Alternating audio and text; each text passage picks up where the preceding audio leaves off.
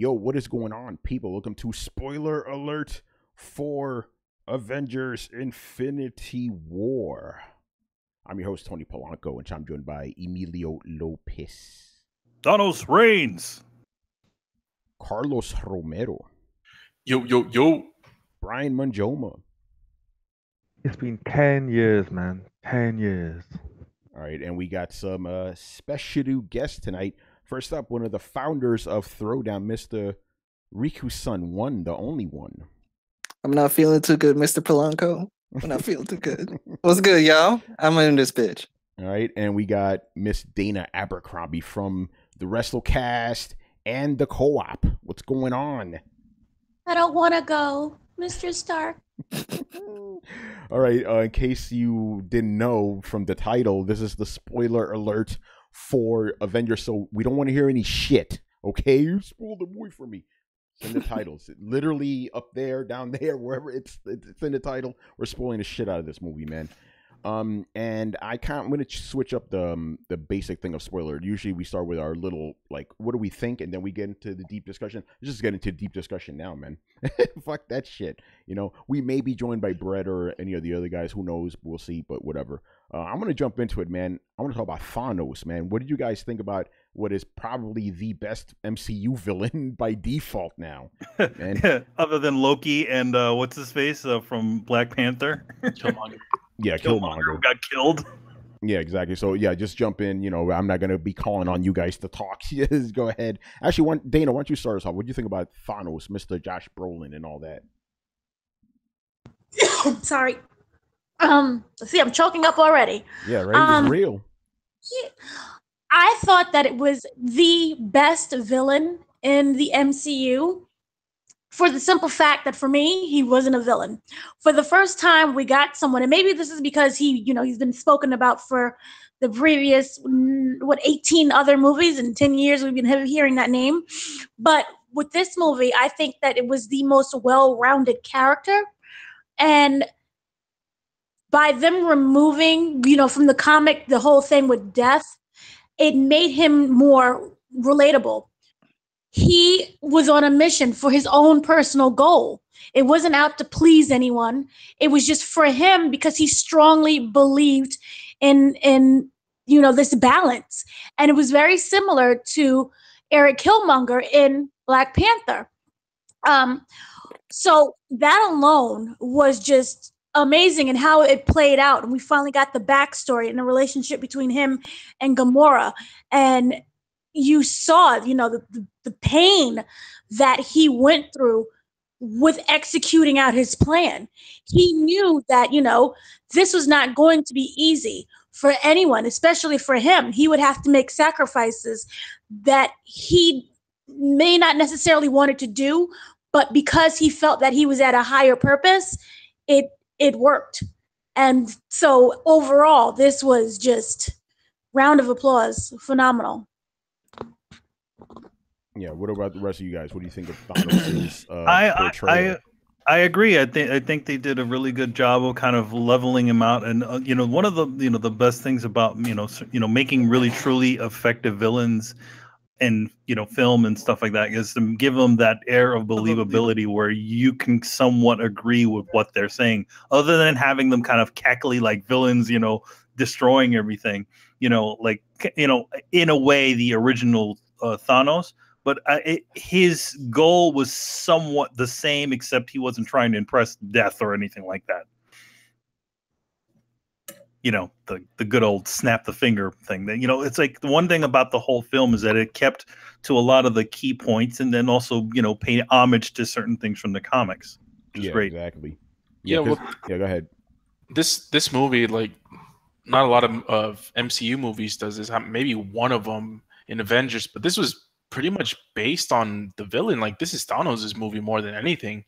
Yeah, he's the protagonist. He's the main focus, low key, but yeah, like, you understand his motivation. You kind of sympathize him a little bit. I know a lot of people who sympathize with him more than I did, but that's what makes a great villain. People are conflicted of his ideals, but people understand where he's coming from. That's the most important thing. if someone has a motivation to do something, and it doesn't necessarily have to be the good guy, it's captivating to watch on the big screen. And man, every scene that he was in to start with, freaking, he beats up the fucking Hulk to a pulp, man. Yeah, man. It's like, yo, this is like, who? I mean, whenever we have discussions about of Marvel characters, it's like, yo, freaking Hulk, man. It's like Hulk versus this. Who's stronger? Who's the strongest character? It's like Hulk is one of the top tier, strong guys in Marvel. But man, Thanos just beat the shit out of him like it was nothing, man, inside a fucking ship. And it just went on, and it's man, I got to give it up to the Russo brothers, man, because they had a huge task in their hands, and they just delivered. Like, they delivered on almost everything with this movie. Also, Hulk actually did get beat up by Thanos before as well. You know what sucks about that? I reached to the movies late, so I missed that fucking fight. Oh yeah, damn. it wasn't. The thing is, it wasn't actually a very long fight, to be honest. Yeah, I can tell, because by the time I got there, the introduction was starting. I saw the fucking Infinity War. I'm like, I didn't miss anything. It's like, nigga, you just missed a whole badass fight. Really? What the damn? Yeah, you missed. So you just Loki and Heimdall. Yeah, you just saw Loki and Heimdall happen, right? I didn't see that. I didn't see that either. Oh. But my thoughts on Thanos. It is Thanos, right? Not Thanos. I think they say it. How do they pronounce it in movies? Like fat. I don't know. I say Thanos. Yeah, say it however you want. Man. It doesn't matter. Okay. Yeah. But yeah, he's really, really good. I agree with what you guys are saying. The best ones are the ones where you can see where they're coming from, which is why so many people like Killmonger, and Loki is just Loki. But I just like the fact that he, went around and got shit done, for the entire goddamn 2.5 hours this movie played. He was making moves. And, if you, like I said, if you are a comic book reader, which I need to talk to you guys about that, because I kind of want to read those comics now. If you are a comic book reader, you knew what was going to happen. But like everybody else that didn't really know anything about Thanos, they really didn't see this shit coming.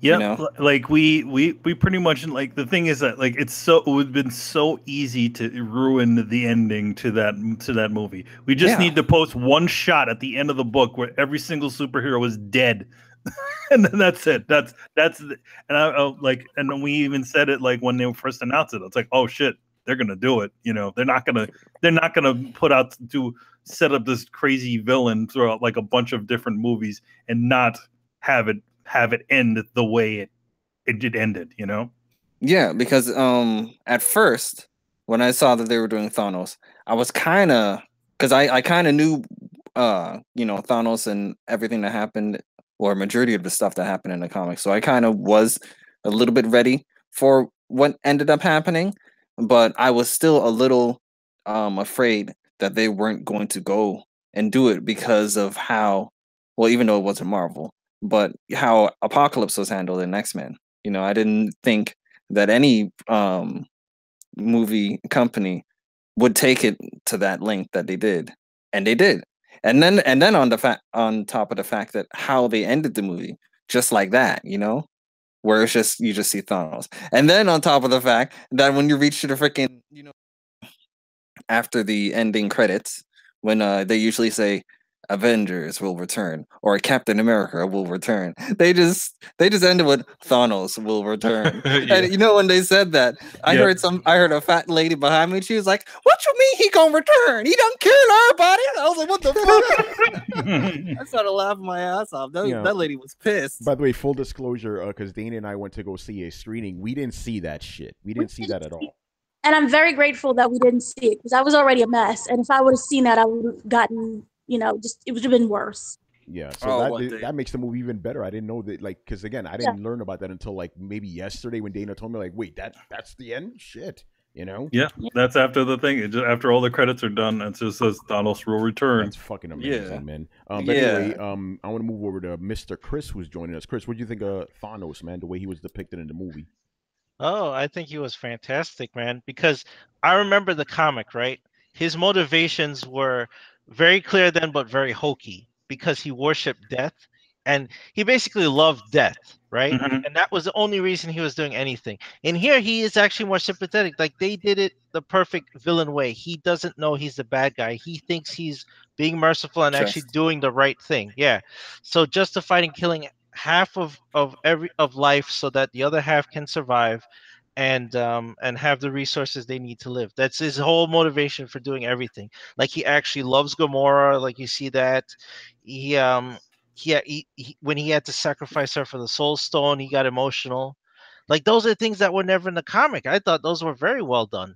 So it was amazing, and I really think he had the advantage over Hulk because didn't he already have the Power Stone? Yep, exactly. Yeah, he already Yeah, did. That's yeah, why. so yeah, he's beat the ever loving crap out of him. Like, Yep. Yeah, they were uh, like, "Oh, we got a Hulk." It's like, really, hold my beer. yeah, Fuck his right. ass up. You know, see, I missed all that part. Fuck. and just for those who don't know the comic, Hulk took the place of Silver Surfer because it was Silver Surfer that smashed into Doctor Strange's house to tell him Yeah. that Thanos was coming. Yeah. And it was the Hulk now because they don't have access to that, but And soon. then setting up some random silver guy, you know.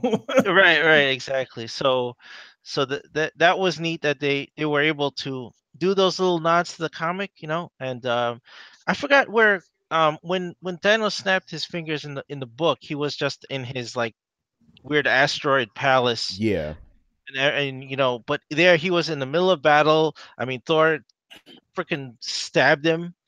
You know, that was pretty epic. Thor coming in at the end of that movie was like amazing. that was I just fucking love nuts. Yeah, I love when Banner saw him and he's like, "Oh, you guys are all screwed now." Like I was laughing. I started cracking up. It was funny. yeah. Although I didn't like the Infinity War trailer was a lot of bait and switch, man. Oh The yeah, they whole running changed a bunch of scene, stuff. yeah, Yeah. the running scene had Hulk in it. I'm like, he didn't turn to the Hulk for the rest of the movie, man. Yeah. Come on. I But he was think wearing the Hulkbuster armor. That was Yo, cool. you know Yeah. why though? Because Hulk, he's scared. He got his ass He beat. got his ass beat. Yeah, I told Kristen that. It's like, why wouldn't he turn to the Hulk? I'm like, because the Hulk is a little bitch right now. He got beat up. Isn't Yo, technically he's around 4 years old, right? Because remember in Ragnarok, Yeah, that's right. he for about 2 years. So mentally, they said he was like on a 4 year old. So that alone, and then getting your behind almost killed by Thanos, I don't blame him for not wanting to come out. Mhm. Yeah, that's a good point. I think about that. He's kind of like a toddler, basically. So he would be scared. Because think about it like this: Thor got his ever loving ass whipped, and he was like, "Fuck that! I'm going after Thanos again." You know? Yeah, man. Yeah, but he's a seasoned warrior. Hulk is not. He just beats up shit because he's stronger than everybody. And Thanos, he took him to school. you see, I was confused throughout the majority why Hulk didn't come out because I didn't see that shit. I was like, why is Hulk not coming out? Because And he I got was, his ass beat in 2 seconds. I didn't see. I didn't know that. What I thought they were trying to do was trying to save Hulk for the next movie. I was like, oh, they're probably trying to. That's save kind of Hulk. what they're doing. They They're kinda, yeah, but yeah. they did it very cleverly. Yeah. Rico, Yeah. remember what Hulk did to Loki? That's what Thanos did to Hulk. Really? You know? Like the Yeah, exact same No, not slap? the exact same thing, but basically just as But- humiliating. You know, Oh, okay. he beat his Yeah. motherfucking I'm gonna ass. I'm gonna see it again on Friday, so I can't wait to see that part. Yeah. All right, Yeah. Brian, get in here, man. Thoughts on Thanos? Fantastic villain. Like this is how you do a villain. Like my biggest fear of this film was that Thanos was going to be depowered and not that great. Because as you guys know, the Marvel films they don't have good villains. Like they probably have like 4 or 5 out of like 20 movies that are good. And to me, that was like, okay, this is probably going to be a not good villain. Because again, probably why he's just taxed against it. But no, they wrote him well. Josh Brolin did a fantastic performance. His voice acting was on point. They gave him an amazing story. Like as you said, you guys just felt sorry for him and you understood like where he came from, and you were kind of like on his side most of the time. Like there were times when I was like, you know what, like even though that he killed like half of Gamora's people, he made a good point. Like they now don't have to fear poverty. Like they live in good wealth. They live in good health. You know, it's it is good. And even when he said that, like when he's going to kill like half the universe, it's like okay, it's going to be random. You know, it's not going to be like the rich and poor alike will suffer the same. It's like that's that is fair. Like when you start to sympathize with a villain, that's when you know that the villain is like really good. Yeah, like hats off to the writers there because that was fantastic. Yeah, I'm not even gonna lie. I Um, was rooting for Thanos at the end. I'm like, fuck that. I want him to win. You know, I want him to win. Well, you know he does. Yeah. By the to way, be honest, like, yeah, go ahead. like after he took Hulk to school, I was like, this is, like Thanos, I like you and all, but Hulk's my boy, man. Like you can't fuck him up like that, you know. Like so then the whole film, I was like, okay, Hulk will come back, Hulk will come back, and then when he didn't, I'm like, come on, Hulk, man, you like you know you're coming back at some point. So now I'm even more hyped for the next film when Hulk does come back, and probably like whoop the shit out of Thanos. Yeah. I certain it's gonna happen. Yeah. Zara's Great is asking, did that eyeball Rocket gave Thor actually work? Yeah, it did. It worked. You know, he had to get used to it, but it worked. By the way, that eyeball's the same one that Rocket talked about in the first Guardians of the Galaxy movie. Remember, he was like, I stole that guy's eyeball while he was sleeping. I thought as much. That's hilarious. That's awesome. Also a fun little thing to know. James Gunn wrote all the Guardians of the Galaxy lines. That makes perfect sense because so that's why they don't sound off. Yeah, but you know, because they were the goofiest ones in there, so it kind of makes sense. I didn't know that. It's pretty cool information. All right, I want to. Yeah, go ahead, Rico. Oh, I was talking about as far as their lines, characters from Guardians of the Galaxy. I can definitely see that because that one part when Mantis was like, what did she say? Kick names and take ass. Yeah, and then Stark was just easy to look in Stark's face like, oh my god. That was great. By the way, since we're talking about Thanos, I do want to touch on the whole relationship between him and Gamora, whatever. That was pretty interesting. You never really seen too much of that in these movies, especially with a villain, you know? So what would you guys think about the way that was whole played out? Because they even had, you know, they show you the backstory and all that, something you rarely see in these movies too. I thought that was really well done, you know? And I think it was kind of, in some ways, the center of the movie because it showed just how far Thanos is willing to go, you know? Also, I mean, at the same time, is that they also realized that they had an in with Gamora there. You know, that you had a way, you learn through a lot about Thanos even in the Guardians of the Galaxy movie from her. You know, from the previous two Guardians of the Galaxy movies. So it only made sense that she was the in that got you to, you know, to understand a little bit more about Thanos. Yeah, she's definitely a better in than Drax because obviously him and, you know, his whole goal in life is to kill Thanos, but they don't really have that, you know, intimacy going on there. He's out there. His fury to try to kill Thanos, even like in the comic books, it's so bad it screws up a bunch of stuff for them too. Like there's one point where he told where Thanos in the comics gave up, you know, he had already retired. You know, like just like how he ends up in this movie, he's just like a farmer, and Drax goes and tries to kill him. He's like, all right. It's pretty interesting because we had another Guardians of the Galaxy member fuck it up for everybody. We'll talk about that later. Mr. Peter Quill, you know, like, bruh. But yeah, I really like that scene where, you know, by the way, they find fucking Red Skull. He's been hanging out on this planet the whole time. And Manny, your theory is that he's Death. I think he might be. I think he might be taking the role of Death iconically. Because like when you first see him show up, you're like, oh shit, it's Death. Is that what we're doing? Are we doing this because of this? Nope, it's not because of that at all. It's the Red Skull. And it also, by the way, this movie was written by the guys who wrote the first Avenger. So they managed to sneak that one in there too. Nice. And I like that because the whole time we're like, what happened to Red Skull? What happened to Red Skull? He is also not being played by Hugo Weaving in this one. He is he's played by another guy who can kind of do an impression of him, but he didn't sound right. But that's what explains to me. Like, I'm like, why is his face CG? Oh, because he is CG. It's not even Hugo Weaving. Yeah, I was trying to guess who that was before. It's like some comedian who can do really good impressions or something. Yeah, it was. No. Wasn't it the guy from The Walking Dead? I don't know. The guy. I'll look it up. But apparently the guy can do really good impressions. It wasn't Nolan North. No, it wasn't Nolan North. But anyway, so I like that scene where, you know, they get to the precipice and like, yeah, you got to sacrifice something you love in order to, you know, to get the Soul Stone. And he starts crying. Gamma was like, oh, wow, this guy's being a bitch right now. You crying over that? Look at you fucking pussy. She failed to realize he was crying because he has to throw her ass off the cliff. Very powerful scene right there in something. Because think about it again, it was like a painted actor talking to a purple CG monster, but you felt that emotion. Mhm. That I mean, shit was The crazy. they did a really good job of actually, like he didn't feel like a cartoon like a No. lot of times. Like he felt genuine. Like he didn't feel very like they definitely spent a lot of money to make him look good. Yeah, Yeah, I'm gonna get give on him that in a a lot bit. of props. Yeah. He's like over 8 feet tall. There, I mean, he's a giant, and he looks really good. Yeah, Dana, what were you gonna say? No, I was just gonna say that in that scene, it was kind of slightly funny because if you look at Red Skull, it's like he knew the whole time that Gamora was gonna be sacrificed. So he has like that weird, sad but smirk on his face.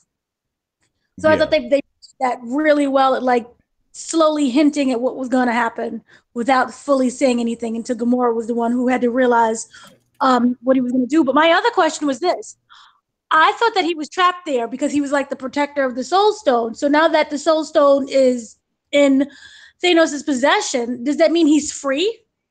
It's a good question. Well, he did disappear after everything was gone. He did disappear, so he may show up again in the next movie. That's a good question.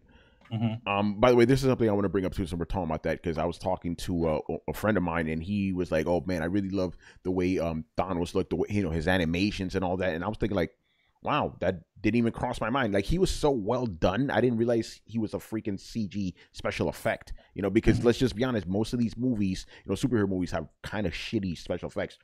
Mainly, like you said, they spend money on him. He looks. They definitely Yeah. spent money on him. Like I mean, granted, like you have obviously cartoony characters like Rocket, and even Rocket's getting better as the movies go on. Like he moves a little bit better than he did, and then you have Groot and stuff like that. So it definitely meant a lot to have these characters standing alongside, real people. Granted, his minions didn't look as good. Yeah, his minions. You're right. The Black Order, they didn't look that good. They looked like kind of standard, CG monsters in movies. I was impressed with the one that the psychic one though. Yeah, I was impressed with him because I thought he had a lot of nice, even though he didn't have a lot of development, he had a lot of nice characteristics. I really like that he didn't even care to fly like fly. He just kind of flew with his hands behind his back and just kind of moved things around, John, like nothing. Yeah, I like that because he didn't move a lot, but he just did a lot of hand gestures and a lot of craziness would happen because of that. Mm-hmm. That was pretty fun. I forget his name, Corvus Glaive, I think it is. Also, let's also. I think something more. Which one was that, Brian? You can correct me. I don't know. There's something more. Squidward. Something more. They just said Squidward. Oh yeah. So yeah, I think it was Ebony Maw. Ebony Maw. Okay. I remember the credits. I'm looking this shit up right now. Yeah, look it up, right? Because I thought that was Corvus Glaive, but I could be wrong. The Black Order is a relatively new, like they're new characters in the comics. I know they've been around for like almost 10 years or something, but to me, they're new. Yeah, well, yeah, because when the Infinity Gauntlet and Thanos' quest happened, there was only just Thanos. Yeah, he didn't have any minions. Yeah, exactly. But granted, he did have Gamora and what's her face, what's her name? Her sister, Nebula. He did have them. Yeah, and he also had, as I call her, Girl Thanos in there too, but they didn't have. Oh, that's right. Yeah, his daughter. Well, that guy said a line that Mephisto had said in the comic. Yeah, when he's like, "Oh, I present to you," and Mephisto said the same freaking thing in Infinity Gauntlet. So he was kind of like the filler for Mephisto. Yeah, I'm noticing a pattern here. Chris, you're pointing this out, like the replacement characters, like Hulk kind of replaced the Silver Surfer. This guy replaced Mephisto. Yeah. Again, it's been almost 2 decades since I read that fucking story, so a little lost on the details. But I do remember, like, there was like a girl Thanos, like a female version of him. It was really weird, Well, that's his daughter. That's his daughter. Is that no, his no, daughter? he created her. Yeah, I remember he created a female version of himself. Yeah. That's when death spurned him, and he just said, "Oh, I can do what I want. I'll make my own woman." Yeah. All right. So let's move on to this other thing. Okay. This will be fun. It was Ebony Maw. Ebony Maw. Okay. So Ebony Maw was the psyche dude. Proxima Midnight. She was the girl, female. right? Yeah. Corvus Glaive was the guy with the guy gets killed by Vision. Yeah. And then you have Cole Obsidian. Damn, the cool name. Yeah, those were pretty badass names, man. Why can't the guy that named this like name the Jaegers in what's it called? Civil Rim 2? Yeah. God damn it. Oh man. All right, I want to move on to some fun stuff here. What were some of your favorite interactions in the movie? Because obviously we had characters from all these films coming together. So what were some of your favorite interactions? Man, it right off the bat, like Tony Stark and Doctor Strange playing off each other. Like when he goes to his house, and like just they start telling each other off. It's like, oh, I'm sorry, what do you do besides make balloon animals and all this stuff? Like like Tony Stark just goes in on him, and then Doctor Strange is insulting him, and then when they go in the street, even like Tony Stark is amazing. Like the lines he comes up with are amazing, because when Banner couldn't transform, he's like, you're embarrassing me in front of the wizards, you know. That shit, it was hilarious. So I love that. And on the ship, they kept doing it too, man. When Spider-Man was there, and they're still arguing, he's like, the adults are talking, they're still insulting each other. I was gonna say Spider-Man and Doctor Strange, but one I really liked was Rocket Raccoon and Thor. Thor, you kept calling him a rabbit. And it's weird because usually when you call him anything other than what he is, he usually gets mad. Yeah, but they thought Thor was a pirate angel with perfect muscles, so that's why he got all that shit was hilarious. It's like he's like a perfect pirate angel. Him and Star-Lord's interaction was really good too. Him and Thor. Yeah. Even with Thor was like, what are you doing on my ship? It's like, did you just lower your voice? No, I didn't. Are you He starts talking like Thor too. What are you? Yeah. What are you doing? That was some good interaction right there. And I mean, I did like that the way they kind of flipped them around a little bit too, because like they had Strange, they had Spider-Man, they had then they had the two idiots, Drax the Destroyer and Mantis there, and then they had Spider-Man too as well, to kind of like the three pretty smartest people, and then the kind of the three dopiest, the four dopiest people. Oh, and then there's Nebula too. Yo, when Drax is in there, he's like, "How long have you been there?" An hour. Yeah, my man That whole was part was invading good, the too. whole space and shit. It's like, my man, what are you doing? He was eating. He's the killer, man. All right. Yeah. Did Thor prove he's like the strongest hero in the Marvel Cinematic Universe by holding that freaking thing open while the sun is beaming through him? Man, that shit was He crazy. is a god. He I is a mean, god, like yeah. literally That's some held crazy feats.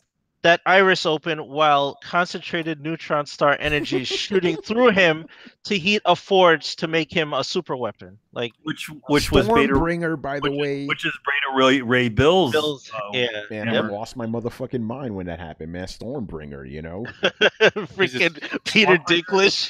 Yeah, Peter Dinklage. Yeah, he was like super huge in that. He was a giant, a giant, A giant dwarf. He was a giant dwarf. You could say dwarf. That's what his race is. What's the they found the perfect person for him also. What was their dialogue before he went in there? He was like, I'll go and die trying, and then he was like, yeah, that's what it means. That's what dying means. That's what dying means. Yeah, that dialogue was great too. There's many dialogues. Exactly. They just knocked it out of the park. I noticed that, like, one thing about there's the only character that kind of fell a little bit to the wayside is a bit with Cap. He kind of just jumped in a little bit, and I feel like Panther had a little bit more, but they were kind of like the stern ones, like they were like the serious business. Same thing with Bucky. They just got little bits, as opposed to the other guys who were kind of actually in. They were kind of holding the line. Yeah, I thought the same thing too, but I'm kind of fine with them being a little bit set to the side because the last Avengers movies was focused on Bucky and Captain America. So yeah, I just love he told off Ross. I'm like, General Ross is such a dick. Yeah, fuck that guy. Yeah, that was good. Yeah, my man Rhodey came back. Oh yeah, he's walking. He's walking. Yeah, he's got his robot pants on. He's got robot. robot pants. And he was spared, man. He was spared. Yeah. Yeah, go ahead. More favorite interactions. Yeah, like it's just kind of fun having Rocket and Groot and Thor together, and with Peter Dinklage. I thought that was good stuff, and again, Spider-Man and all the witty guys all put together. I thought that was fun.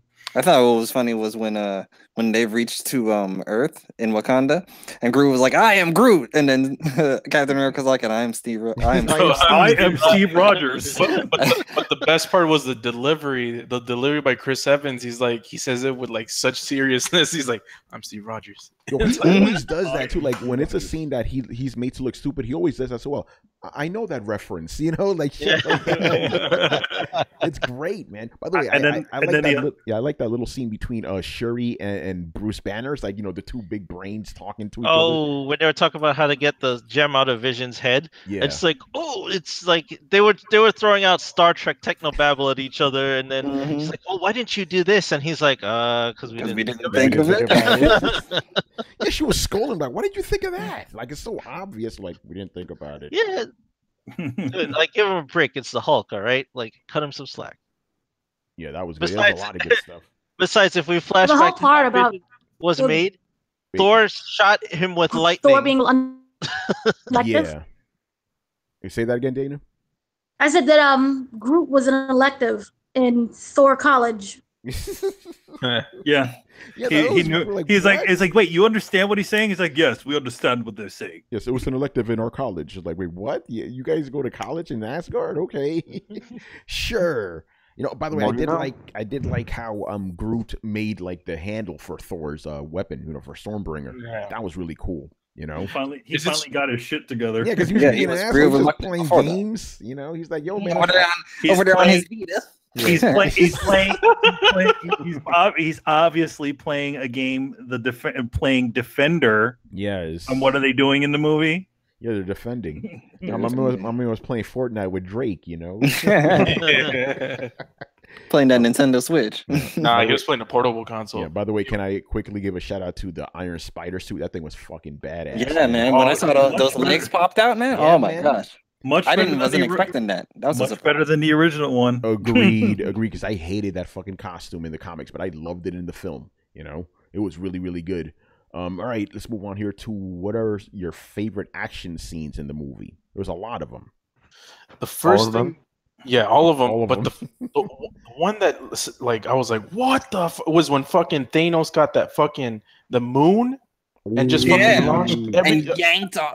Oh my god! I was like. That shit, I was like, that's some fucking One Punch Man shit, man. Yeah, man. He was freaking destroying parts and just threw it down on them. And Spider's like, I can't catch all these people. Yeah. I think that's where they really showed like the superhero aspect of this movie. Everybody was doing something that was just like beyond anything they'd ever done before. Like Iron Man took a chunk of the moon to the face, right? Mm-hmm. Thor held the thing open in the middle of the sun beaming through him. Like, Hulk got thrown all the way to Earth from wherever the hell the ship was. Like all that stuff, like they were like comic book level. Finally, like they were doing all that stuff. Yeah, like, there's some crazy feats in this shit. Yeah, that was like Dragon Ball Z shit happening, Yeah. Like you said before, like when Thor comes into Wakanda and just wrecks shit, it's like that's comic book level shit right there, man. Fucking everybody up. Under the whole breach in Wakanda. Yeah, that was good. It's crazy. Yeah, I like how. Go ahead. I thought of that before. That just seems so simple. Oh yeah. And but I mean, and when Thor comes in with fucking. I mean, they didn't put fucking Led Zeppelin music on it, but man, that shit would have gone perfectly with that. He does it again. He changes all the music. That's also one thing that happened in the movie too. Is like all the music would switch around a little bit depending on what area they were in. They give you a little bit of their themes from previous movies. Yeah. I wanted to hear some Amon or Moth for Thor. Just saying. But yeah, I like that scene where in Wakanda, obviously the whole thing was crazy, but like that scene where like they had the shields up and the fucking monsters were just throwing themselves at it. It was like, damn, killing themselves to get through and then reviving themselves when they get on the other side. I was like, holy shit. But and then I like how they kind of use that strategy where it's like, okay, these things are spreading out. They're gonna try to breach from the back, so let's fucking open these. Yeah, T'Challa being the master strategist, obviously, like, all right, just let them come through, son. Fucking all of them up. See, when your girl Scarlet Witch finally came down and did some stuff, and then the girl was like, "Why was she up there the whole time?" Yeah, that's right. Oh man, yeah, that was a lot of fun, man. Okay, you guys okay. missed like what I think was like the most impressive fight. Okay. Doctor Strange versus Thanos. Yeah, Yeah, Oh, that was actually, I yeah. can't believe that anyone didn't mention that because like it was so many things happening. Like from like his shadow clone ninjutsu when he tried like send like the alternate dimension and Thanos just like punched it. I'm like, holy shit, this guy just punched the dimension. Yeah, This guy punch at the doesn't. dimension. Yeah. yeah, he like And then- literally made a black hole and he threw it at him. My favorite part by far is like just before that when Thanos chokes him, like brings him closer. Like he actually warps space time to actually bring him there. Like if you watch the background actually just folds in. I'm like, holy shit, he's just like bending space time. Like this is incredible. Like I just lost my shit. I'm like, nah, this guy Also- spends space time. Like I'll just go home like Wong. I haven't seen that since Like, JoJo's. Wong, like, yo, Also- I'm out, son. I gotta take Yeah, care of like, this. yeah, like he even tried to use the friggin' mirror dimension on him. He threw Yeah. that shit at him And too. he's like, no dimension. No for you." mirror I'm like, dimension for oh me. shit. Yo, Wong was Because, like, I yo, mean, man, yeah. I think I left something in the oven. I'll be right back. Yeah, because because theoretically, if he could have probably had something happen. Like they could have probably slowed him down if they threw him into the mirror dimension. So that Yeah, would but have he been was like, nope. Get no, that shit out of my no face. mirror dimension here. It's also cool is that because Doctor Strange pretty much used all of his comic book powers. What is it? Those red coil things that he uses. That's You mean the from Crimson Bands of Sidorak? the Crimson Bands of Sidorak. There's also another really fun like Doctor Strange joke that happens with Iron Man where he's leaning on that cauldron. And he's like, "You're leaning on the blah blah blah cauldron." It's like that's a thing from the comic too Yeah, that it he is. uses. Yeah, that was really good. I like that. Dana, I honestly- what was your favorite fight scene? See, the most vicious scene for me was it wasn't necessarily a full fight. It was, remember when he just reversed time with the whole vision situation? Yeah. Oh, Ooh. And he was just like, nope. I was like, nope. And that whole scene was just incredible. And also, how come Captain America was able to hold him back for like a good 5 seconds with his Oh, hand? that was pretty good. Well, Captain America is pretty damn strong. Yeah, in Yeah, in the MCU, because just to nerd out a little bit, in the comics he is just at peak human level strength, right? But in the MCU he's actually a little bit more than that. He's a little bit stronger than a regular human, so that's why he's able to hold him off for a little bit. Yeah, I when also Thanos did was feel- pushing him back. Yeah, I also did feel Thanos is holding back a little bit at the end. Oh, you know? definitely. He was holding back because he could have just went, "Fuck that, get out of my face." You're only gonna turn into bubbles now. He could have done that. I think. Yeah, he just, was definitely having fun with them, Yeah. letting them have their old shebang. But yeah, when he was pushing Captain America back, you saw the expression on Thanos' face, like, "Why is this little nigga this strong? What the fuck?" Yeah. But he was like holding off real good. I think my favorite fight with Thanos is Iron Man. Dude, Oh, Iron Man was yeah. really throwing out a lot of shit at him. Yo, Yeah. as a matter of fact, now you bring that up, this is the most action I've seen Iron Man get Oh, in a yeah. long time, man. Yeah. Wow. All even the way down to his fucking out of armor. Like Yeah, he threw everything at him. they very cleverly inserted the extremist armor in there. Yes. Yeah, So that was cool. Yeah, the nano shit. Yeah, that was really good. I but really yeah, like he that didn't suit. have it in. But the thing is that is he didn't have it installed in his blood. No, it wasn't blood armor. It was just Right. in a little chest piece. Which Wasn't was extremist in his bones, like in his bone marrow? I thought that's what it was. Yeah, that's what it was. Yeah, Like it in was his in his bone bone or his marrow, blood. yeah. But that would be too much for the comic. Imagine seeing the blood come out of him and turn into Iron Man. Like it'd be creepy. When he Yeah. first put on the suit, though, I thought that was really cool because when we first saw Stark, he was wearing like this weird looking futuristic hoodie. I'm like, why is he wearing that? I know he always on like some different swag that no one can really question him on. But why is he wearing this like weird looking hoodie that looks like a freaking Nike sneaker? And then when you see him like pull the hoodie and it turns into the freaking suit, I was like, oh shit. He always on some crazy shit, like with the suitcase and Iron Man. What was that? That's the thing about they're trying to say about Iron Man, that he knows from at least from the thing that he saw in space and that little bit of I don't know, foreseeing the future section, that he's always trying to put something together. Yeah, because he's trying to be prepared for something big that's going to happen. Yeah. By the way, not to get too off track, but somebody I saw on Twitter made a good point. It's like Tony was kind of right about the Ultron initiative. Imagine had all those Ultrons actually working as intended. That would have been very helpful. At the end. Oh yeah, it would have been. So yeah, like you said, he foresees this stuff. He prepares for all this Which stuff. is interesting. It's just there's also it's I don't really that didn't they're doing the Iron Man Thanos connection because Thanos did appear in Iron Man first before any other comic.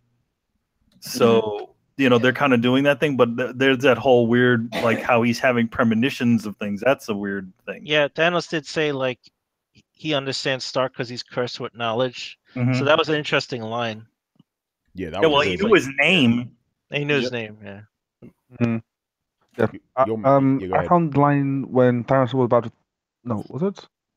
When Thanos was about to throw Gamora off the cliff to be most interesting, is that he said that he has already failed before in his quest.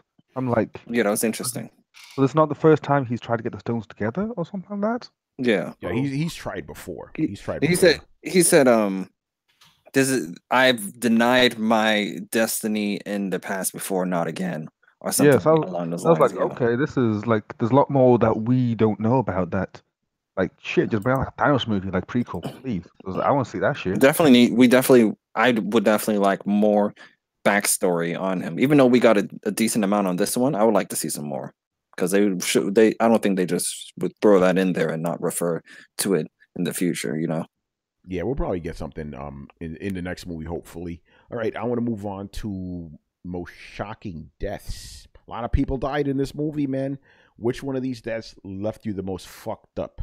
I think we all know. I think we should go to second most because I think our first most is what majority the same. Come on, Black Panther, Spider-Man. Spider-Man is definitely number one. Yeah, Spider-Man. I mean. Yeah, Spider-Man was more he's I was like, I don't feel so good. Ooh. It's definitely because they really pushed it home. Everyone else, they got one line before they disappeared or half a line. He had main character abilities. He lasts a little longer than everybody else. That's right. He didn't just vanish. He was really holding on to that plot armor, man. That plot armor was disintegrating slowly. But he dipped, man. Yeah, I would say second. Spider-Man. Yeah, let's go with the second one, I guess. Because Spider-Man is obviously the most you felt it, man, right here. Yeah. It wasn't just heartburn either. You felt that shit in your chest. Yep. I wasn't for me. I mean, again, this is granted. I already knew how it all was going to end, so it wasn't that surprising as to who was going to go. Well, here's the thing. In the comics, everyone dies. There is nobody left. All the Marvel superheroes are fucking dead. Yeah, in the end, yeah, everybody does. In this one, it was the surprising part was actually who was left alive. Yeah, and you notice most of the people alive are the old school guys. It's all the main Avengers. It's the and I definitely think, and we've seen screenshots of what's happening in the new one. There's going to be we're going to probably see Ant-Man in the next one. Probably we'll get to speculation a little bit later, but yeah, that ain't no speculation. Yeah, it's speculation to me. I haven't seen them pictures, but the thing is, what I find the funniest, funniest one was Black Panther. I'm like, bro, you just got your own movie. Now you're going back to the fucking Wakandan afterlife. Your father's gonna. I saw that on Twitter. Your father, it's a meme. His father was like, damn, bro, how many times are you gonna die in a month? Fuck. Here's the thing. How do you know that he's in the Wakandan afterlife? We're gonna get to that later. Anyway, other deaths. So who from other than the original Avengers survived? That's kind of big. Okay, Banner's still alive. Banner's still alive. Banner's an original Avenger. He is an original Avenger. Yeah. Thor's still alive. Thor, Captain America, Black Widow, War Machine. Iron Man. And Vision's body is there. Yeah. Question mark on Clint Barton. That guy died twice. Yeah. I think he's going to be back in the next one. Yeah, but all the old school guys are there. Go ahead, Dana. My theory is this. It's called the Avengers. So for me, it would make sense that only they would be left, since technically it's their movie. Yeah. This isn't a Panther movie. This isn't, Guardian of the Galaxy Infinity War. Also, it is. also Black Panther also is kind of an Avenger. Everybody was an Avenger. Yeah, but no, but I think she's you talking know, about, she- she's you know, talking about the she's the MCU though. She's talking about the MCU though. Yeah, yeah. I The know- OGs. The Spider-Man first got gen. knighted earlier in the movie, and he's still vaporized. Yeah, Yeah. he did get knighted. That's right. That was funny too. The way he knighted him was like, all right, you're there. The original, not comic book in the movie. Yeah. The original. That aerial shot in the first Avengers. The first wave. Yeah, yeah. The first wave. Yeah, they're still alive. Yeah, for sure. Any other shocking deaths you guys want to talk about? The one that irked me a bit, because I like the character, was Drax. Because I'm a big Batista fan. So when I saw Drax dip, I was like, damn it. But when Well, I saw go ahead. Oh no, I was just gonna mention I'm with you, but the reason was for me that like they were getting rid of like most of the Guardians of the Galaxy, Yeah. and I was like, Yeah, the only one Okay, left so- is Black Raccoon. yeah, so I was like thinking, okay, so I guess they're getting rid of Drax, so fucking Groot and fucking Gamora died, like, you know. and then they got rid of Peter Quill, and I was like, oh shit, they're getting rid of all of them. Well, nobody cared what did, Well, right? Yeah, I think that's a good segue to the next thing. We got to talk about Peter Quill, man. He fucked it up for everybody, man. Yeah. Yeah. They were about to win. That gauntlet Yeah. was coming off, man. Well, he ruined his own plan. Yeah. Set that Yeah, up. I think that was my only irk in the entire movie, was the fact that he came down, said that this shit was his plan, and then he was the one that fucked up his plan. Yeah. That's And right. then on top of the fact that Doctor Strange, he said he saw all of these like outcomes.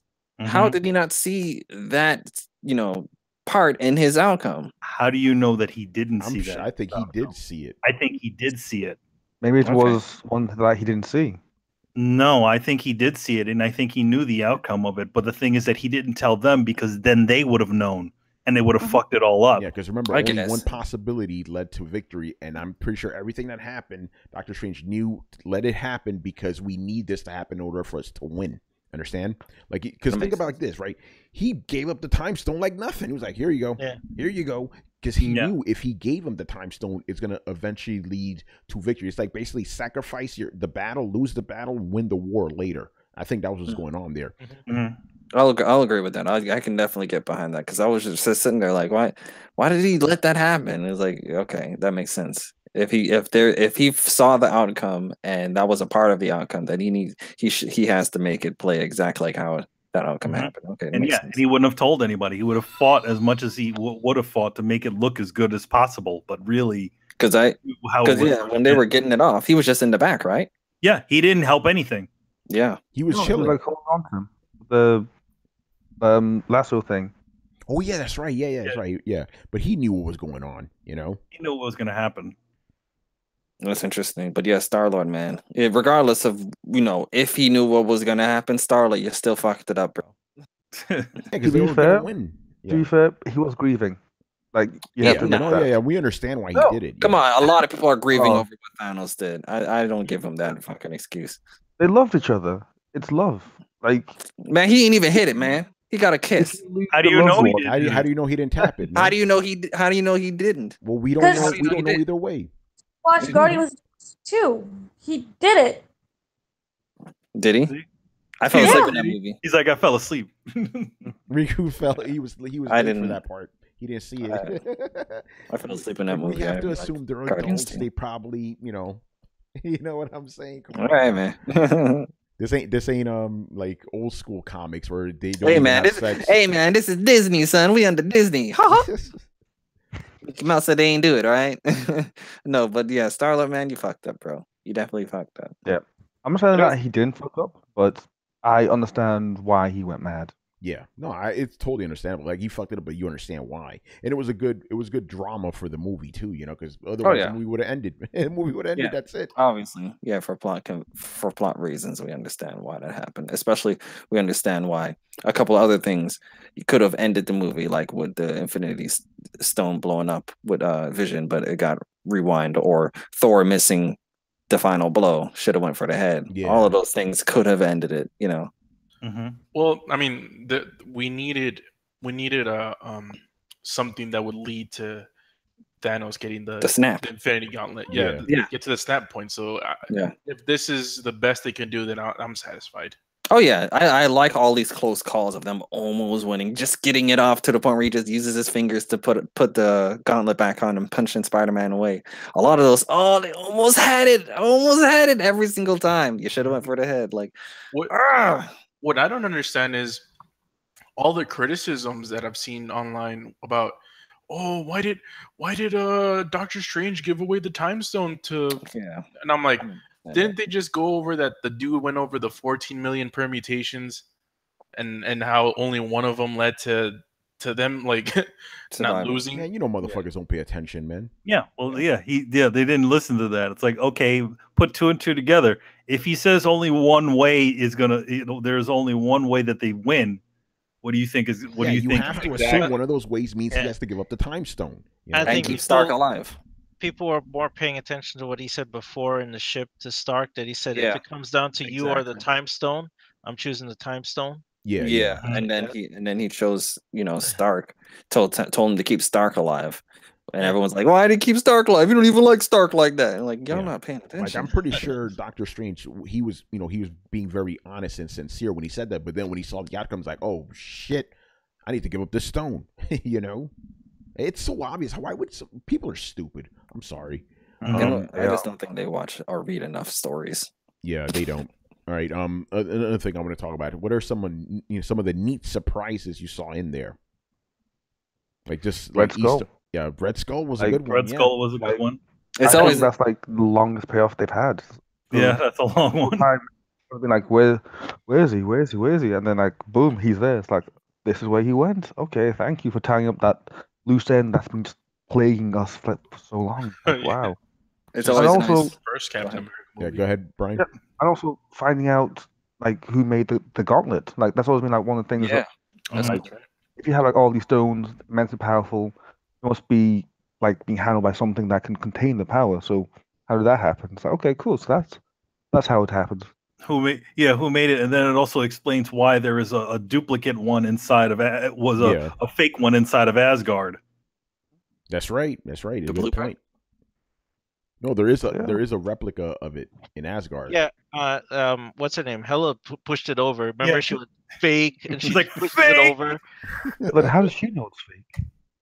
I don't know. She looked at it and I just thought she- that was like a blueprint replica that they would use to make the real one. no, the one the dwarf had, that was the blueprint because he forged it. That's the one I thought we were talking about. Yeah, he sorry. had the mold. Yeah, he had the mold. No, for in it. Thor Ragnarok, she looks at it and she goes fake, and she Because it's been sitting in the background since the first Thor movie. Thor Yeah. movie, yeah, Mhm. yeah. It's an Infinity Gauntlet with all the different jewels in it. Yeah, So it's she like, just it's not the real thing. and obviously. people are like, wait a minute, how is it that Thanos doesn't have that one on there? And they're like, and then that one, they're just like, she just walks in and she goes, and this is fake, and throws it on the floor. I think one of the spies. It's always nice to see your boy Stan Lee, man. I When you're driving the was bus. about to say that the Stan Lee one. Haven't you They guys got ever that- seen an alien invasion before? Haven't you seen a spaceship before? Yeah, it's always nice to see Also, him. why would you let I'm gonna say this? Like, Stanley's like 80 years old. They're letting an 80-year-old guy drive a car. Yeah, that was On a funny. bus. Yeah. I like the dialogue that happened a little bit before the two. Hey, make a distraction. We're all gonna die. That was funny. Yeah, and Manny, they could have had like a truck, in front of that bus driving it.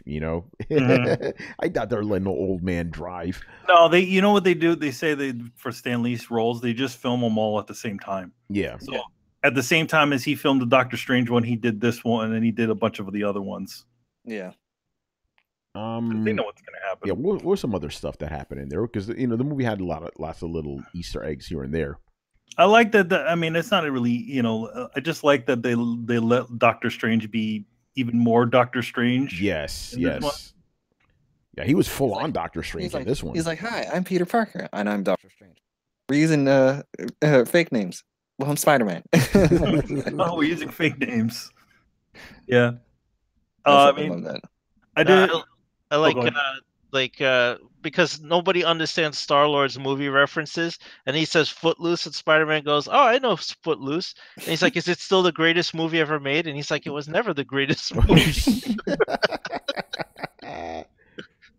By the way, Well, it's the- by the way, for shocking deaths, Manny, I'm surprised you didn't say your boy Heimdall, man. He died mad quick. No, I knew that everybody was gonna die, but it's sad that they don't give. Man, you got Idris Elba in there, and he Yeah. just shows up for 2 seconds, dead. And Idris- honestly, for all the Go oh, ahead. was sorry. his death. No, I'm just gonna say he deserved his death. Remember, he wanted out of the whole MCU because he wasn't happy with his role because he wanted to do more. So I cheered when he died. It took them long enough. He should have Bullshit. stopped. He's ungrateful. Let him die. They should have cut his head off. But that's just me. Damn, Well, I mean, son. But Yeah. the thing is that like he does deserve a better role, a little bit more role in the films. Yo, And the he's same like, thing he's with like Terrence and the Howard, same man. He was and talking then all that shit. where the hell is Lady Sith, man? Ooh, yeah, She's she's coming been gone. Yeah. There's 67 characters. She will be in there. Yeah, because she wasn't even in Ragnarok. I was She asking wasn't about even it. in What the fuck? Ragnarok. Yeah. And or the girl did Thanos kill what's her face too? The friggin' Valkyrie. Valkyrie? We have to assume he did. We didn't see like a lot of those supporting guys from Ragnarok Mhm. make it. Yeah, And we he haven't- choked out yeah. Loki right there. I really felt bad for Loki. As much of a dick as he is, man, Thanos just choked him to death, Yeah, like that right shit was there. brutal. I wish I saw Well, it. Yeah. stupid. Why in the world do you think you can all of a sudden just stab the man out of the blue? And everyone can see the knife, by the way. It's not like he cleverly hit it. It was stupid. He deserved to die. I'm sorry. And the ship is split in two. So remember, there's going to be Valkyrie, Meek, and Gorg, is it? Oh, the Rock Whatever. dude. Oh, yeah, they're in the other ship. That's right. Yeah. Yeah. The Rock guys. So, and not James Gunn, the Wakiki guy, the guy who directed Thor. Taika Waititi. Yeah, why could Would you call me? Tiki Torch. He said that they're going to expand Meek and Gorg, the rock guy and the little monster thing. They're getting expanded characters, so roles, so that's good. Yeah, the bug. Yeah, and the Making Rock. another Thor film? I thought they were done with them. No, they're not No. done with them. Well, Not after Ragnarok. There's two unannounced Phase 4 movies, and people have been speculating that they could do another solo Iron Man movie or another solo Thor movie or something, because there's two slots left Mhm. that are just Hmm. nobody knows what they are. Interesting. All right, let's get into the fun stuff here. What are some predictions that you guys have for Avengers 4? Nebula's gonna take the Infinity Gauntlet. Well, she did it in the comic though. Yeah, That's what she did. So is that a prediction or just like a? I want this to be, No, Whatever. well, here that's more of just like maybe it'll happen, but I do. My actual prediction is that we're going to actually see a full forced Avengers, classic Avengers with Ant-Man and Vision, and all of them all together teaming up against the final Thanos. That's what my So how oh damn, because I didn't read the comics, so I'm assuming like how everyone's gonna come back. Oh, I- it well, was- we could oh, talk yeah. I could- about- Ooh, would I that could be a tell you- Yeah, well, that's the thing. Would that be a spoiler? yeah. The Would it be spoiler- a spoiler? Well, see, that's the thing. It kind of like borders the grounds because technically, well, according to my rules, it's fine because the comic books have been out for so long. oh my god, I was born like 3 months before that comic came out. We're at the same age, Riku, and I like read it like 3 times. So what's yours? Hey, Bruce? hey, Okay, got sorry. you Hey, there, Riku. Riku. manga, bro. Because we've been in that manga, bro. Yeah. So it kind of is a potential spoiler, but those that are invested, they probably know the outcome either way.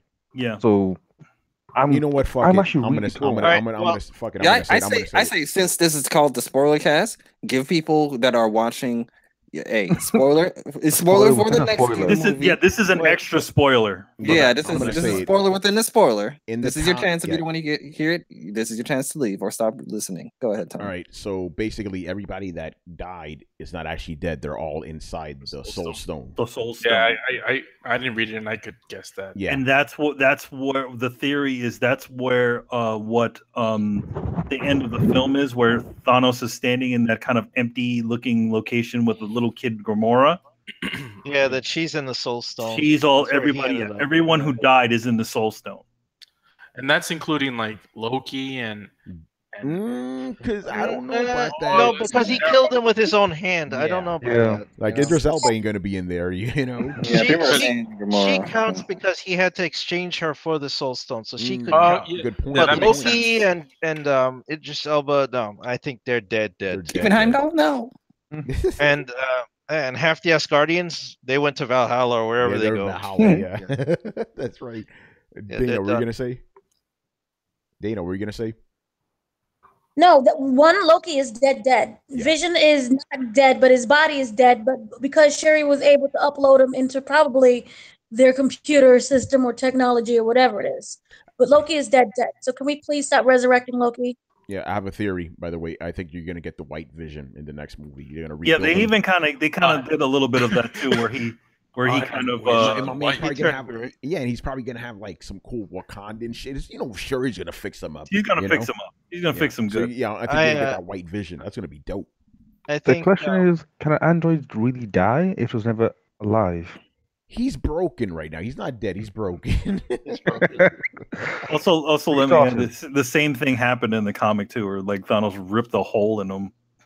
Yeah, that's right. By the way, Master Shake says, "Do you think Adam Warlock is going to be involved in the next movie?" I was just Definitely. about to say that they introduced him in Guardians too. So yes, he's gonna be a part of Avengers Well, 4. the thing is, he would have to be in Guardians 3 because that's where they say that they're going to be supposedly introducing Adam Warlock. Yeah, but he was a post credit thing in the second one. Mhm. Like they showed his chamber as like whatever. Yeah, I kind of don't think they're going to have Adam Warlock. I in don't there. think. I think that's going to be the big difference. Like Adam Warlock was the big thing to actually defeat Thanos. I don't think it's going to be him this time around. You don't think he'll be a part of the fight though? No, I don't At think so. No. All right, I'm going to disagree with you. I think he'll be a part of the fight, but I don't think he'll be like. I don't think he's the- integral. Yeah, but I think he will I think be it's there. going to be a team. The thing effort. is that it all really depends on when the next Guardians of the Galaxy is going to come.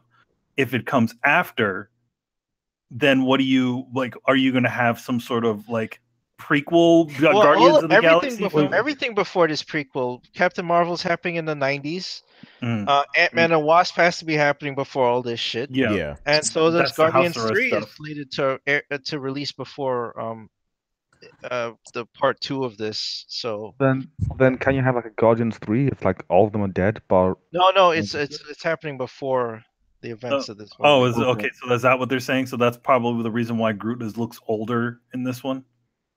Oh, well, they showed him as a teenager, playing. Oh yeah, in the end credits thing. Yeah. I found it funny when Groot was like, "I am Groot. Watch your language." Yeah. By the way, I want to give a shout out to Brett who showed up very late tonight. What's going on, Brett? What's up, everybody? Oh Yeah. shit, it's my nigga Brett. All right. Any? So wait a minute. If they call back and do, so you think they're going to call back and do prequels for all the next movies? Is that what I'm hearing? Well, one of them is a definite prequel. The Yeah. Captain Marvel one is a prequel. The Ant-Man movie probably takes place a little bit before that. But It I is. correct me if I'm wrong here. I was under the assumption those were the next two movies, and then we're gonna get the next Avengers movie. Are there 3 movies in between? I think Volume 3 of Guardians is gonna release before. Okay, because remember the next Avengers movie comes out next year. Yeah. Yeah, man. So does Guardians Volume 3. Interesting. So that begs the question: why did they release this movie now? If they're then just going to go back and tell a whole bunch of prequels, why didn't they tell those stories leading up to this story? Well, the Captain Marvel one, you kind of need to introduce her before she just shows up in the 4th movie, so that kind of makes sense. The Ant-Man one, I'm with you on that one. Like, you could have made that beforehand, but who knows? Marvel usually has these things planned out. Go ahead, Dana. We need to introduce the quantum realm. Yeah, they do need to do a bunch of shit. Yeah, so I think these movies are necessary. Yeah. Help them get out of the Infinity Stone. By the way, it's so Ant-Man and the Wasp comes out this year. I think that's the last Marvel MCU movie to come out this year. Yeah, that's right. Captain that Marvel, would be 3. Yeah. Yep. Captain Marvel, March of next year, and then Avengers 4. Okay, so I was right. May- Yeah, those 2 May of movies. next year. Yeah, and again, I think those 2 movies are going to establish something that's important for the 4th Avengers movie. You know, And Spider-Man 2. Spider-Man. Spider-Man. Oh, Homecoming too. That's right. Or whatever they call it. That's what I heard. Is Homecoming 2 next year? Yeah. Damn, that's Yeah. fast shit. I saw yeah, it said 2019, and I'm like, well, that was that 2 years from now. I was like, no, we're fucking 2018. God damn. Yeah. Damn, that's fast. Shit. he already probably filmed that film already. Yeah, Yeah. probably. All right, what are the predictions you guys have? Brett, why don't you regale us with some predictions you have for the next Avengers movie? For the next Avengers movie? Yeah, the one that's coming out next year, the sequel to this one.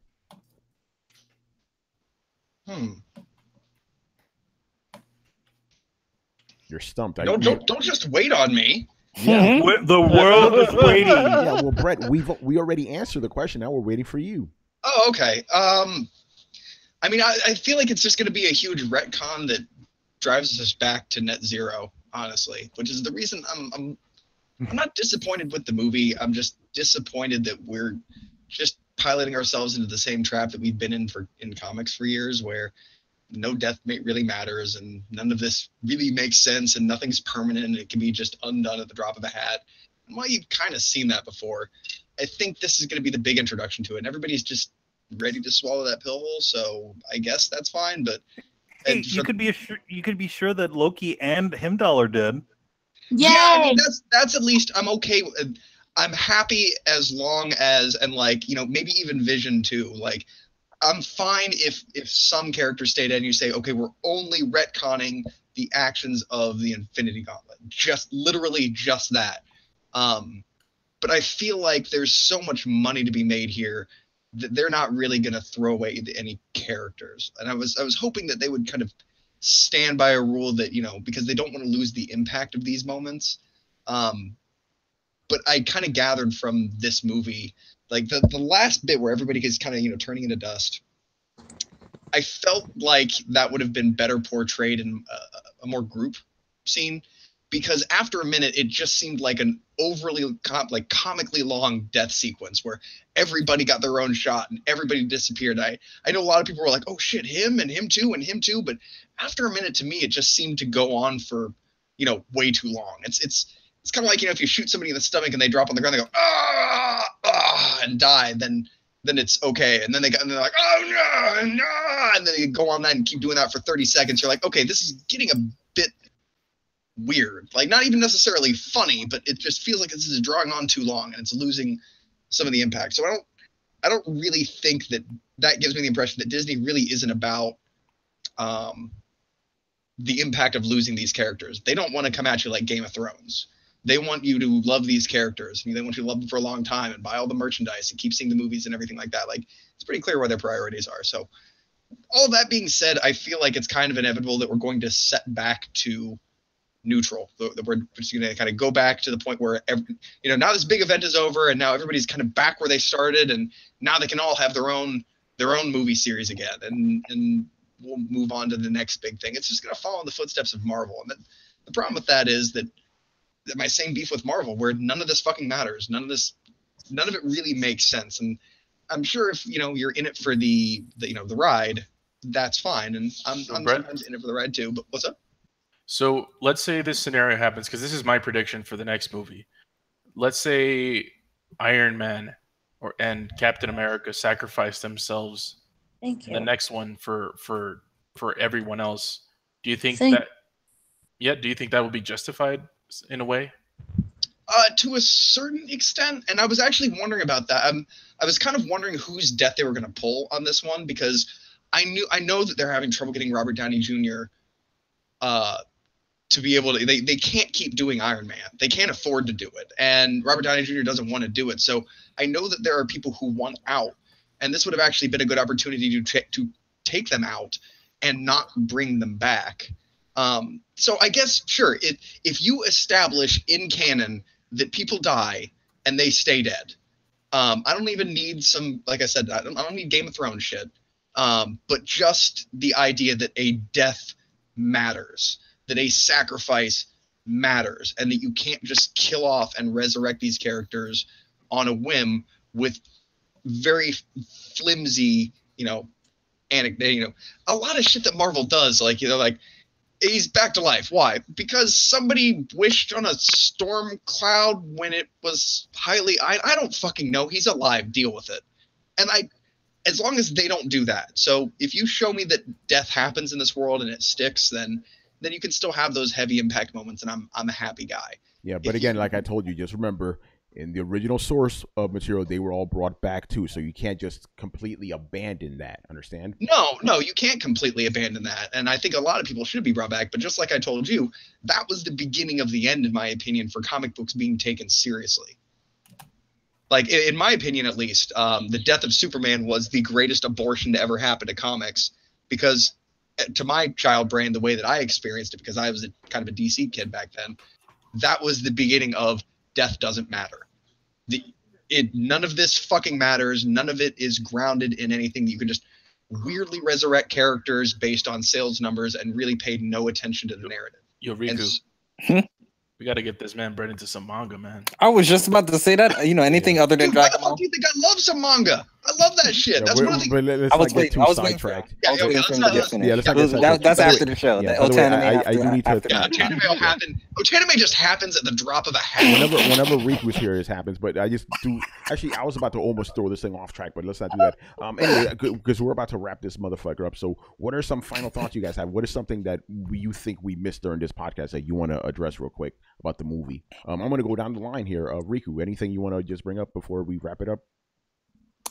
Just talking about that whole Stark thing. I really thought that was Stark's way of leaving, because like you said, they can't.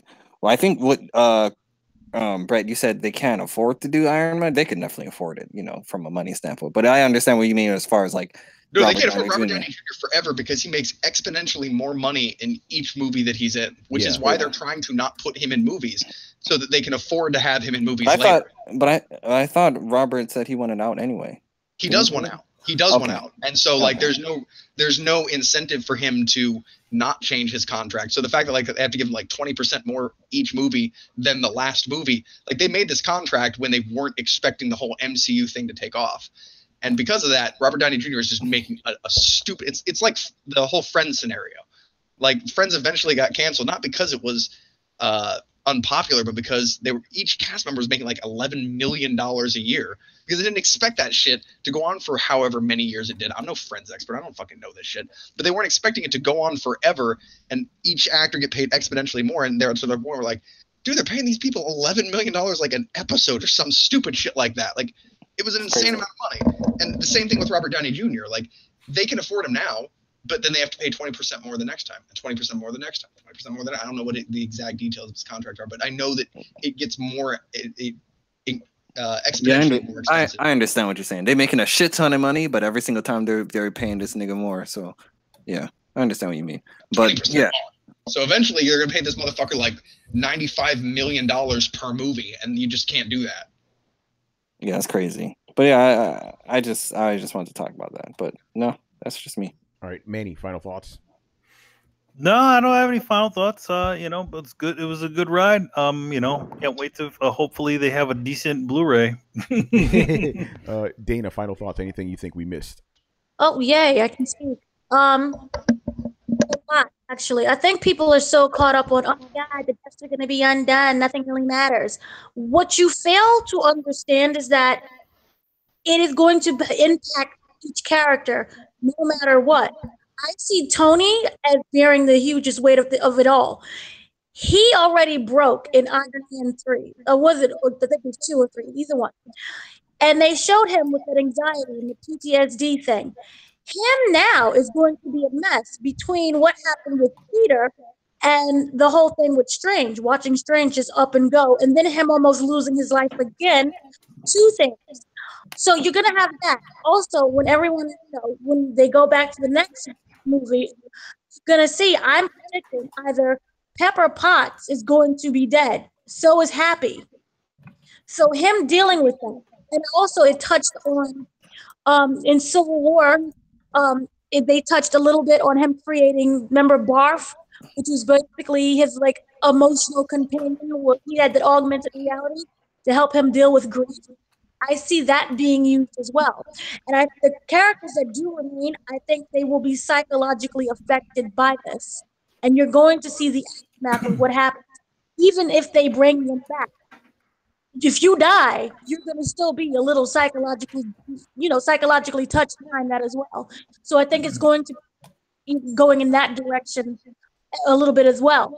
Also with Thanos, you're gonna see he already was like, I don't really want to do this, but I have to. This is my destiny. But as we all seen, that cost of destiny and the cost that he has, and it's weighing on his conscience. I do see Gamora being a huge part in the next installment of like, this is what you wanted, look what happened. And even when he came out at the end and he was looking at everything that happened, he wasn't wearing like, yay, I'm proud of myself, big type of smile. It was for me like, I'm finally accomplished, but this still broke my heart. So I see him struggling with that as well. So yeah, I think it's way more than, oh my God, they just brought him back and it means nothing.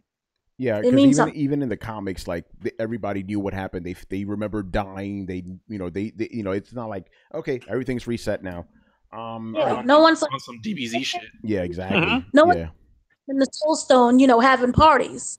yeah, right. All right. Chris, man, final thoughts. No, it was a very well done movie. I think it was very satisfying to see the culmination of like 10 years and 18 films happen, and they did it pretty damn well. I give them all the credit in the world. So I'm looking forward to see how they end it though. I was Yeah. everybody was leaving the theater sad. I was like, I read the comics, I ain't so sad as everyone else. Motherfuckers.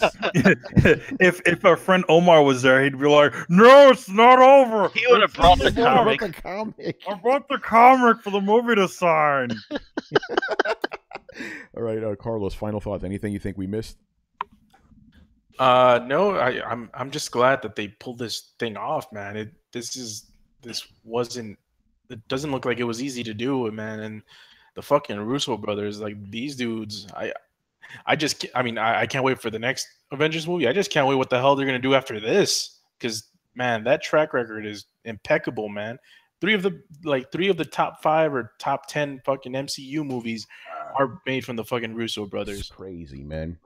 And this movie, man, I can't wait to see this. Like Manny mentioned, the fucking Blu-ray. Watch the shit on my TV. Yo, man, this shit is gonna be crazy, man. And for me, I know this is kind of premature, but fuck it, this is my favorite fucking MCU movie. Keep it real, son. That's what I was gonna ask you guys. Yeah, man. Where's his rank? Where's his rank? Number one, without question. Without question. Number one, Without yeah. question. Number one. I had to think about it because man, the salt was heavy for me. But yeah, it is. I It have is to think because about it when I was as soon as those credits started rolling, I'm like, that's it. This is the shit right now. I didn't even have to see the final ending credit. I'm like, this is it right here.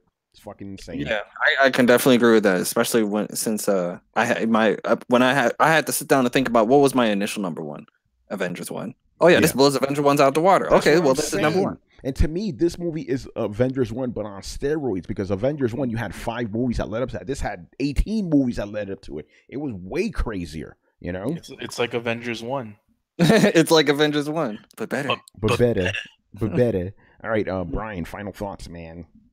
I have actually quite a few final thoughts. First of all, like I love the Black Order. Like anytime that those guys were on screen, I'm like, this is amazing because essentially they were just like villains in like their own right, in like their own films, but just together at the same time.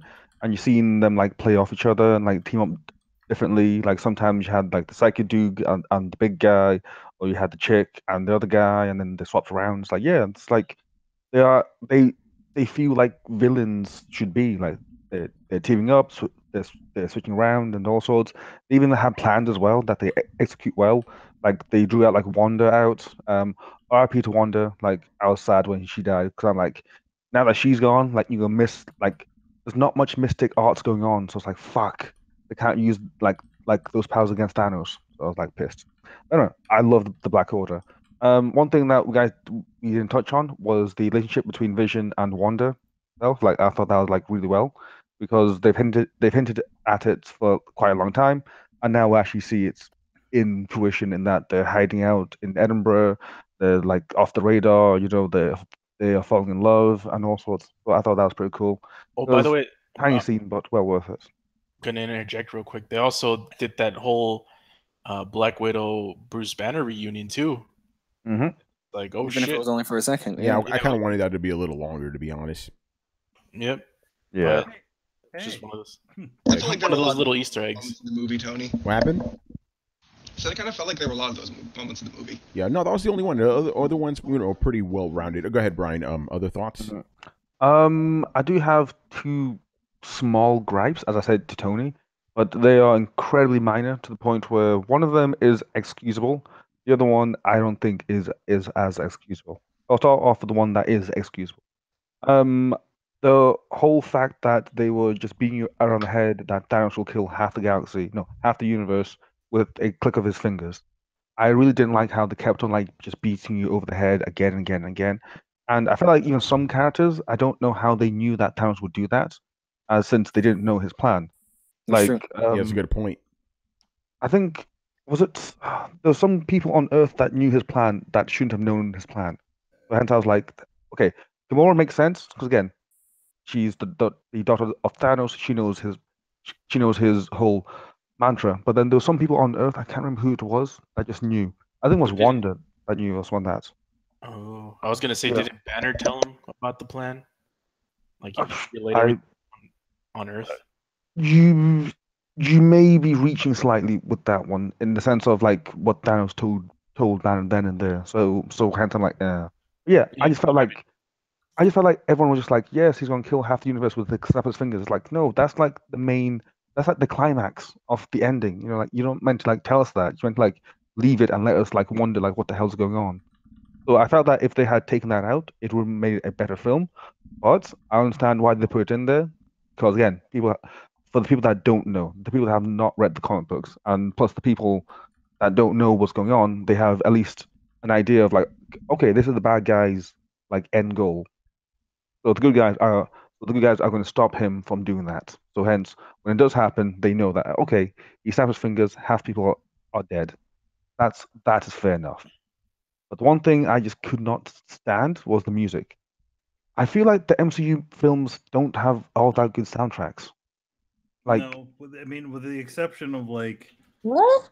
Yeah, one or like- two of them, like yeah, the one or two soundtracks of aren't them, all yeah, that kind of weak. aren't all that.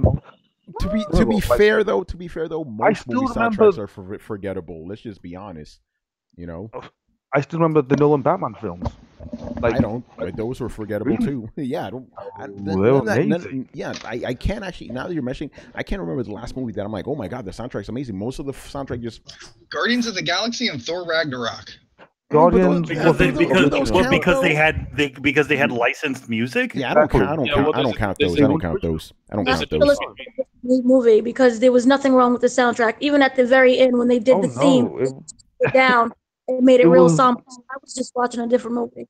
By it the way, was there's a difference recycled, and I didn't feel anything was like different and Yeah. popping about it. Like I'm like one Remember, of this those is guys that also like has I like have like a soundtrack of like movie themes that I love, and it's on my Spotify, so you guys can go and check it out. I have stuff from Batman v Superman in there, from Man of Steel. Even have stuff from The Amazing Spider-Man. Have stuff from Interstellar and all sorts.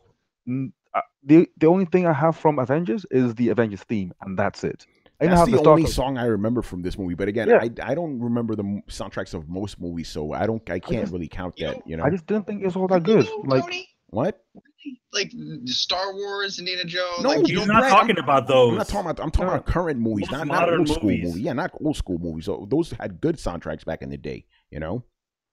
yeah, so I just felt that was a bit of a letdown. Because again, like I love me a great score, and that for me would push the film to But- absolute perfection. By the way, So- most people can't remember scores that are not made by John Williams. Let's Yeah. just be real. You know. To be fair, like most of my songs I like are from Hans Zimmer. So Ah, interesting. Hans Zimmer, or you Also, I could also say, have you Jurassic could say Park on Danny there as well. Elfman. He makes some pretty good soundtracks. yeah, I don't know. I just didn't think it was all that great, which is really annoying because no one's really talking about it. But I guess No, Brian. Let me ask No one you a really clarifying cares. question. go on. Do you mean it wasn't good? Because you're being kind of British about it. Do you mean it wasn't good or it was unremarkable? It was milk water. It was just bland. Milk toast, man. Like it wasn't bad. It wasn't good. It was just there to be there. It's like it should have been better. Like given the quality of everything else. Okay. So I- you're not I- necessarily directly everything- criticizing it. You just expected more. Well, I am criticizing it because it was just not great. It was just average at best. You know, like, and the problem is that, like, because everything else was so great. I mean, CGI, acting, scripts, action scenes, everything else was like on that high level. I felt like this should have also been on a high level with it. What? I don't. I didn't enjoy the Yeah, soundtrack. all right. I don't want to keep going down this rabbit hole. All right, Brett. Final thoughts on the movie. Oh man, let me think here. Did anybody even see this movie in 3D? Yes, No, I did. didn't No. bother. No. I didn't get to see this movie in 3D, but I did get to see the previews in 3D, and I'm looking forward to actually seeing it in 3D. But and this is one thing that I don't think anybody's touched on. Marvel/Disney are doing a fantastic fucking job on their 3D effects, at their creating depth of field, at their use of focus for directing the eye. I mean, I know it's really minimal things, but I'd feel like Manny of all people here would be able to notice that kind of thing. No, you the know? so far the ones that I've seen, with the exception of Doctor Strange, all the other ones are just kind of mediocre. No, Yep. all the other ones are mediocre. Doctor Strange is really good. This one, the Yeah. previews for it made it look like the CGI or the 3D was done really well, like better than I seen it in 3D the first time. It was all right. There were a couple of scenes that were like really great, but for the most part, I No. I don't rate it. Brian, The I one gotta scene ask that you got me, about the sorry, 3D. can I- Just one I'll quick. say- yeah. And the one scene that got me is like a really quick scene that you won't even like. You guys don't remember seeing it, but it did happen. Is the part when there's like a planet and it goes like through the rings of the planet. That was by far like the best like 3D sequence because it felt like the rings were actually like in actual like three-dimensional space. Here's what I gotta So ask you about the 3D, Brian. yeah. This will make me go and see it because I'm gonna see it on Friday. If this is in 3D, when Thanos yanked parts of the moon and threw it at them, was that in Yes. 3D? I Yeah. was just wondering that. Yeah. All right. Well, fuck. I'm sold. But it wasn't as good as I think it was going to be, which is That was which is really 3D, man. Let's fucking go. All right, Brett. Continue. I need to watch this shit again. I thought it was a beautiful movie. Like visually, it was one of the more impressive Marvel movies that I've seen. Avengers always does a really good job of that. The last Avengers movie it almost did it too much.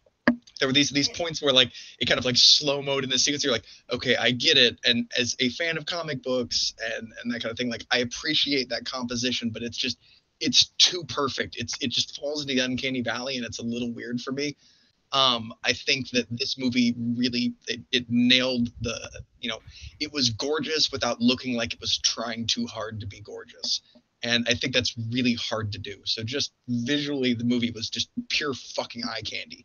The colors, the effects, the way the pans and the zooms, and all the camera shots were on fucking point. I still have a little bit of problem with some of the narrative pacing, specifically, or not specifically, but one thing in particular is again how the very end of the movie, I felt like they focused a lot on each character, and they didn't make it feel as much of as much of an event as I would have liked. I felt like more mass shots of people disappearing would have kind of given more of the impact that I was personally looking for. But I get it. You want to draw on each person deserves their own time, and nobody wants to get left out, and everybody has a favorite, and they want to make sure that favorite is the only one on the screen. And I kind of get that, but at the same time, we all know that you're not saying goodbye to these characters forever. So, a longing, farewell isn't really necessary. And I would have gone more with the impact of, seeing a lot of people disappear than going the more kind of emotional longing route that they decided to go. Also, I fucking hate where they ended it. I get why they left it there, but it's just a really unsatisfying way to leave the cliffhanger. And I'm not really sure what you could have done better. But ending it just right there, and I know why they did it. I know it was this big dramatic moment, and it was supposed to feel very still because it was kind of like a longing or a memorial. It was, everything was quiet. This bad thing had happened. Oh my God, the bad guy has won. I get it, but at the same time, it kind of felt to me like the way that I left when I saw the first Hobbit movie. Like, I mean, that's great. I know there's more coming. I just don't feel like. I feel like we just got to the big climax of the story and then just kind of put it on pause for 2 years. And I know it's technically a resolution, but 1 year. we all know that this is not the full story. And in the context of the full story, this is essentially the climax, or one of the big climactic moments. You introduce the big problem. So it just feels like a weird place to leave the movie off for me. And I get that they're following after the books, but it didn't feel as satisfying as it could have. Maybe if it had been this grandiose kind of like, oh my God, look how the world has changed. And they've really pinned down the narrative of how that whole world has changed instead of focusing on the micro of here's each character departing. Maybe I would have felt better about that. So maybe it's a combination of, really having the micro narrative on each character and then leaving it off. I just felt like it could have hit harder. But that being aside, it's still an amazing movie, and I don't want to give anybody the impression that I didn't absolutely love the shit out of this movie. And I'm seeing it like 3 more times this week, so I'm not pissing in the Cheerios. Damn, bro, why'd you hate this movie? Right? Yeah, I hate to see a movie you liked. All the criticism. I thought the whole ending. I felt it was like a mid-season finale. Yeah, that's what I felt like too. That ending was, to me, was perfect, man. I love the way. You like that for a movie, though? Yeah, it was fucking excellent, man. Because I know part 2 is coming next year. You know what I'm saying? It's fantastic. See, Brett, I would be feeling like you if we didn't know, if we were one of those movie only guys that don't know like that we're getting a part 2, and because there was a lot of people in the theater when that shit ended. They're like, "That's it." They like the entire theater was like, "Oh." I was like, "Yep." Basic look up the trailer and everybody knew it was part 1, or I don't know, Google. I don't understand why people are expecting everything to be thrown in the movie. Yeah, no, you're right about that. It's stupid. People always underestimate how ignorant the masses are. Yo, they've been telling you there's gonna be a 2-parter since before Age of Ultron came out. It even had a title at some point. Yeah, it had Infinity War Part 1. Maybe they should have kept it for the stupid people. They really should have kept it for the stupid people. They really should have, but I don't. It's like what we that's said not where I'm coming from. Yeah, like I remember this reminds me of the first Lord of the Rings movie. People are like, oh, that's it. I'm like, God, really? There's 3 books, right? It's stupid, but we're not gonna go down the rabbit hole. We're gonna end this shit right now. So I want to thank everybody for checking us out. If you want us to do more of these spoiler alerts for movies, let us know. We don't know when the next one would be, but let us know. If this one does well, we'll base it off of that. You know what I'm saying? So anyway, what happened, Manny? Maybe we'll do one for Ant-Man and the Wasp. Who knows? We shall see. Captain Marvel. All right, I'm not gonna do like Deadpool. Yeah, we'll see what happens. But no filler shit. So once again, I was your host Tony Polanco, and I'm joined by Emilio Lopez. I'll see you later, guys. Don't forget to watch us this Thursday on Throwdown. Chris Seeley. Hey, take care, everyone. Carlos Romero. Man, this Infinity War movie, and we got Batman v Superman. I can die a happy man. Later, guys. Man. Brian Manjoma. Apparently, this movie made almost as money as Justice League did in its entire run in one weekend. Son. So, I feel sorry for those DCU fans right now. They must be just salty as Sorry, fuck. Torrance, you out. Oh man, Brett Murdoch. It's been real, party people. Dana Abercrombie. Hi, just a quick update thing. This movie is gross to make more than the entire DCU. Oh shit. Yeah. Damn. All right, and Riku-san 1. Yo, man, thanks for having me. This is a great spoiler cast. Final Fantasy VII stream later this week, guys. The game night. Throwdown. Yeah, it'll be my first time running through the game. So slide through. Yeah, there you go, people. Little surprise. We'll tell you more on Throwdown Thursday, man. So we'll see you, man, later. There, guys. Peace. Deuces. Peace.